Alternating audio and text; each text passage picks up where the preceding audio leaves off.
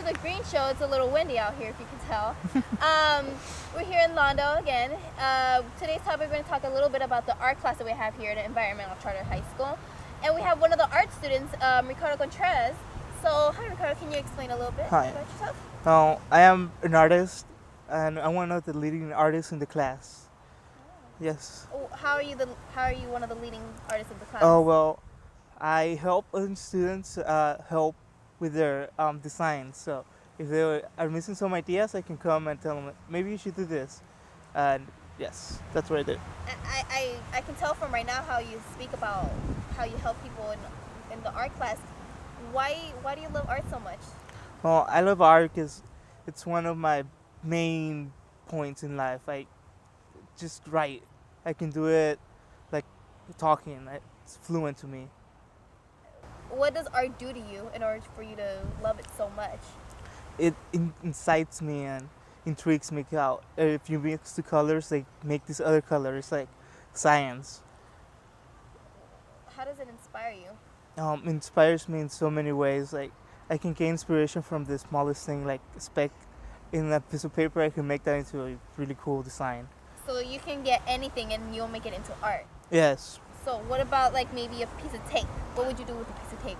A piece of tape? Well, that one's kind of tough, but I'd probably use that tape and then use it to tape new things into that tape. So that tape will become into a poster. So going back to the class, what have you done to contribute to the art class? I've done several murals around the school. I've done a squid. A squid? Yes. Where?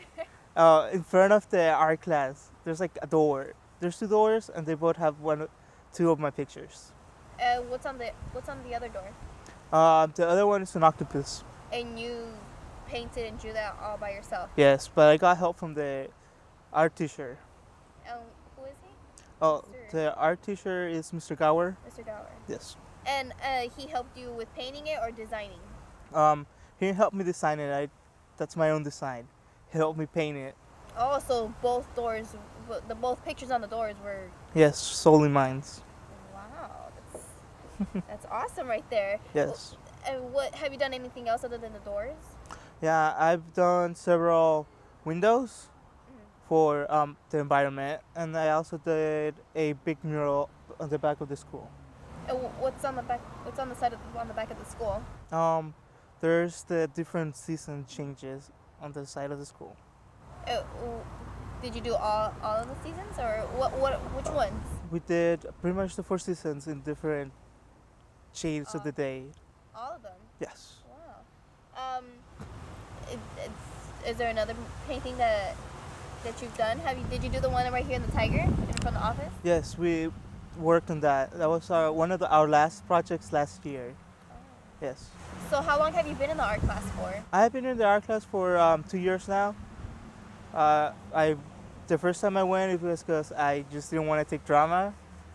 And yeah, to get out of that, I just signed myself into the after-school art program. And if you took it for 2 years, why did you take it for the second year? I took it because it really interested me. I like the way that the class flows, so I decided to come back. So what are a few of the supplies that you use for art? A few supplies that we use for the after-school art program are the basics: acrylic paint, brushes, pencils to draw on the wall and then paint them. Was there any supplies that you used that you didn't know about before?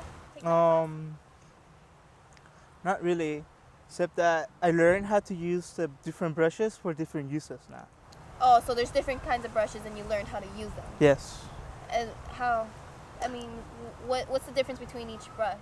Well, it depends. The bigger brushes are for covering wider areas, but they're not really good for murals, because if you screw up, you're gonna straight out see the big mess up that you did. So we usually use brushes no smaller than your pinky.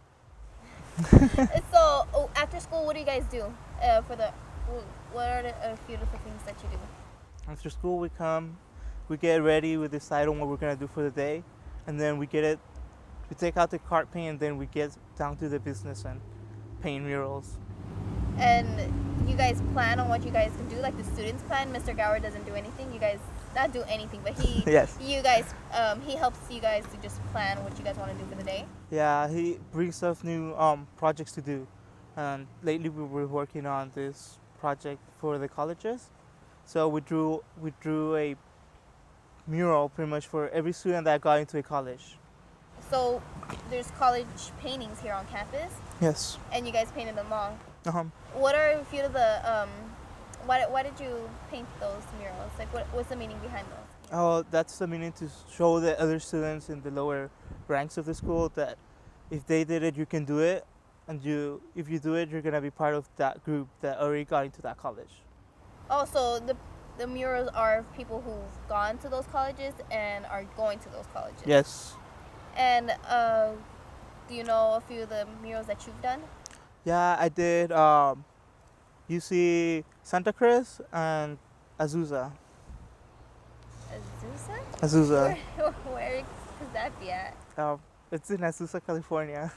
Wow, I've never heard of that. Yeah, neither have I. For the audience that out there, what would you tell them about art? What would you tell them about maybe what they can do for art? What would you tell them for them to be inspired? Oh, well, for them to be inspired, just like find something around your environment and see if you can use that to make it better or make it creative. So going back to Mr. Gower, how did he help you? Oh, he's helped me with the paint shading because I didn't know how to do that. And like, stop being afraid of putting paint on the walls, because I was going to do that, but I was always afraid. And so I took the class, and now I can like paint it straight out. Did he help you with anything else? Has he inspired you with anything else? Yes, he inspired me to make it my profession, pretty much. So you plan to be an artist later on in life? Yes. What do you plan to do later? Do you plan to open up maybe a museum? Not so much as a museum, more like a studio, and if that doesn't work, it'd also be like a teacher. Oh, you like to be an art teacher as well? Yes. Is that part of what Mr. Gower has? Is it because of Mr. Gower and how he has taught you, or is it just your passion towards art? Both. First of all, I wanted to just have a studio, but then after being in his class, I decided to be a teacher, to share my knowledge of the art to the smaller minds. Have you taught anybody else on how to draw or paint?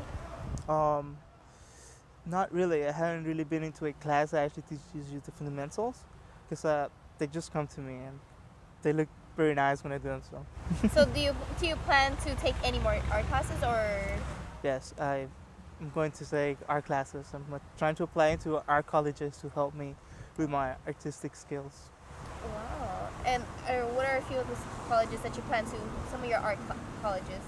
I plan to go to Art Institute, Otis Academy of Art, and the Academy of Art in San Francisco. I've noticed that there's a few murals right here on the side of the classrooms. Mm-hmm. What are those about? All right. Oh well, funny thing. The first mural that we actually did in the after-school art last year was the big ECHS letters on that side of the school. It's like that was the first time the whole student body from the ASAP program actually painted. So thank you so much, Ricardo, for coming over and letting us know a little bit about your art and how you're inspired. So we'll be right back after this. Stay tuned.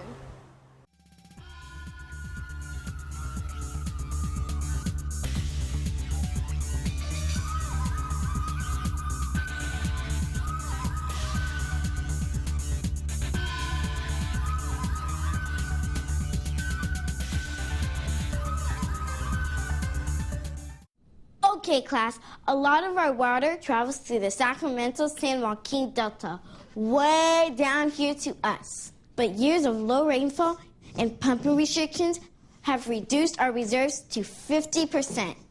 We must conserve our water. Or when we grow up, there's going to be even less. So what do you say, class? Okay, we'll start over. Go to BeWaterWise.com to learn how you can save water and about California's water problem.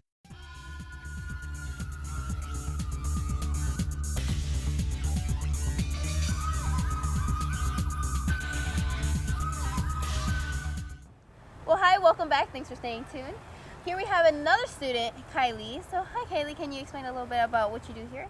Yeah, I work after school in the art program with Mr. Gower and some after school art students.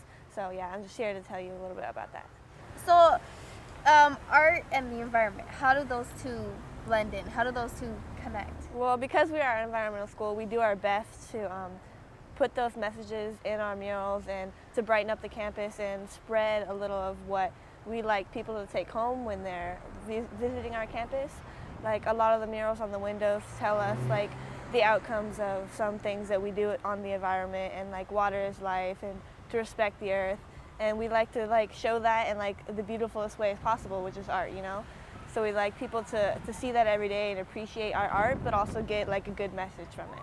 And how does the environment reflect on the few art murals that we have here on campus? We just like to show like what happens to the earth. Like a few of them show like the negative things, but a lot of them show like a beauty in art. Like we have some the pictures of the forest, like how majestic it is, and on the other wall we have like giant flowers that are like native to California. So we just want to keep that around campus.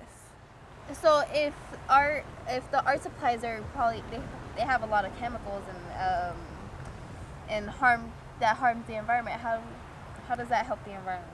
I know a few of our big murals, like the ones I Am My Own Superhero, and we make sure to use paint that doesn't put as many toxins and chemicals into the atmosphere.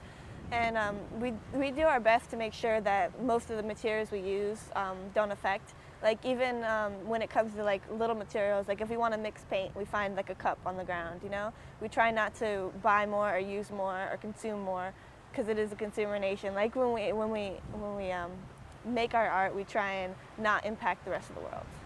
And what kind of supplies do you use that aren't so harmful to the environment? We try and save paintbrushes. Like a lot of the artists, their paintbrushes dry out and they just like throw them away. But you know, we like make sure to keep our supplies clean and working, and like I said, like cups or whatever's on the ground to mix paint with, and we don't like use towels or whatever. Like we don't waste paint. We make sure to use as less as possible.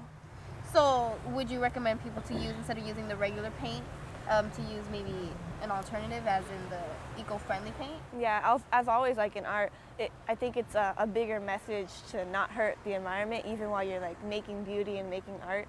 Like it makes your art even deeper, like have more texture, just to have that deeper meaning to it. And I think it's a great alternative, not even if you're just making art, but like painting your house or your garage. Like there's a lot of alternatives to the nasty paint that is used today. So many of the murals here, what are some of the meanings behind some of the murals that we haven't explained on the show right now? We have the one over there that shows the intersection projects that we do, like I Am Powerful, and yeah, so like all the different things that we do on campus. And we have our logo, and like inspirational quotes like I am my own superhero, or be the change that you wish to see. And like we try and like keep the school motivated with our murals and our color.